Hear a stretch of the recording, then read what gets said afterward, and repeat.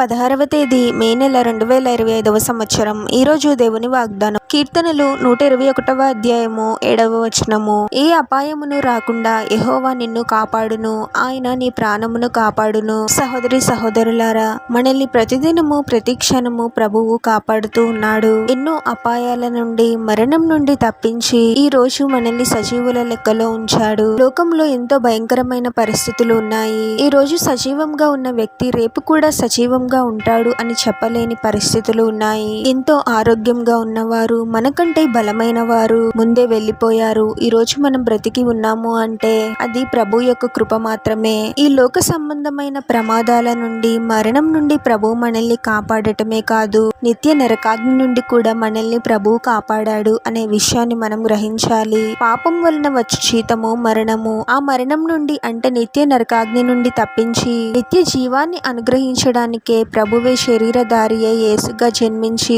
మన కోసము శ్రమలను అనుభవించి శిలువ మరణాన్ని పొందాడు. ప్రాణ భయంతో మీరు ఉన్నారేమో, మీరు ఒంటరిగా ఉండి ఏదైనా ప్రమాదం మీకు సంభవిస్తుంది అని భయపడుతూ ఉన్నారేమో. దేవుని వాక్యం చెప్తుంది, ఏ అపాయమును రాకుండా యెహోవా నిన్ను కాపాడును, ఆయన నీ ప్రాణమును కాపాడును అని. మనకు ఎటువంటి భయం కలిగినా భయపడటం వలన ఉపయోగం ఉండదు, కానీ దాని నిమిత్తము ప్రభు సన్నిధిలో ప్రార్థించడం నేర్చుకోవాలి. ఎప్పుడైతే మనం ప్రార్థిస్తామో ప్రభువు అన్ని అపాయాల నుండి మనల్ని కాపాడుతాడు. మన హృదయంలో ఉన్న భయాన్ని తీసివేసి ధైర్యంతో నింపుతాడు. మన ప్రాణాన్ని రక్షిస్తాడు. ప్రార్థన.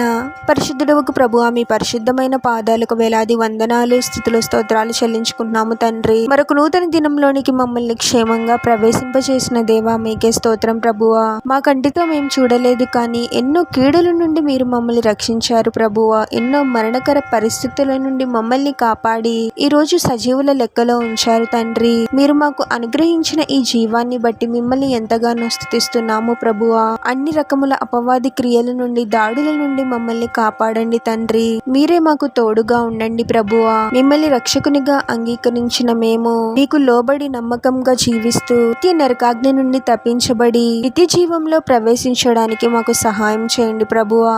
లోకం ఎంతో భయంకరమైన పరిస్థితిలో ఉంది తండ్రి. ఎన్నో కీడులు జరుగుతూ ఉన్నాయి ప్రభువా. మీరే మాకు తోడుగా ఉండి అన్ని కీడుల నుండి మమ్మల్ని రక్షించి మీ రెక్కల క్రింద మేము సురక్షితంగా జీవించే వారముగా మమ్మల్ని దీవించమని ఈ ప్రార్థనలో ఏకీభవిస్తున్న ప్రతి ఒక్కరిని పేరు పేరున దీవించి ఆశీర్వదించి అభిషేకించమని, వారు చేసే ప్రతి పనిలో మీరే వారికి తోడుగా ఉండి వారిని అన్ని కీడుల నుండి, అపాయాల నుండి మీరే వారిని రక్షించమని ఈ మా మనవులన్నీ యేసుక్రీస్తు వారి పరిశుద్ధ నామంలో అడిగి వేడుకొనుచున్నాము తండ్రి. ఆమేన్.